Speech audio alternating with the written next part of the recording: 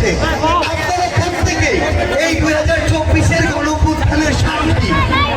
আপনাদের কাজ হবে একটি ফেসবুক পোস্টের মাধ্যমে হোক, ছবির মাধ্যমে হোক, ভিডিওর মাধ্যমে হোক, ডায়েরি লেখনের মাধ্যমে হোক, কিংবা একটি বই লেখনের মাধ্যমে হলো আপনি চোখে যা দেখেছেন, আপনার সামনে যা ঘটেছে, আপনার পরিবারের সাথে যা হয়েছে, তার প্রত্যেকটিকে লিপিবদ্ধ করা। এটি কতটা গুরুত্বপূর্ণ সময়ের সাথে সাথে এই বিষয়টি আমরা বুঝতে পারবো।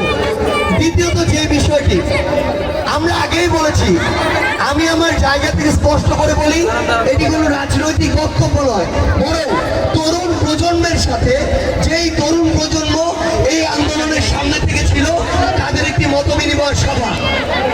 প্রথমে একটি কথা বলে দেই, আমার সামনে যে তরুণ প্রজন্ম রয়েছে, তারা রয়েছে, আমাদের বাবা মায়েরা রয়েছে, কিংবা আরো যারা অগ্রজ তারাও রয়েছে।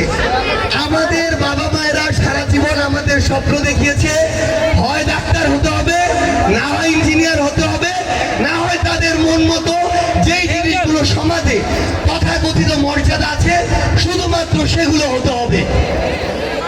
আমাদের বাবা মারা কিংবা আমাদের অভিভাবকরা কোনোদিন আমাদের এই স্বপ্নটি দেখায়নি যে আমাদের একজন ভালো রাজনীতিবিদ হতে হবে।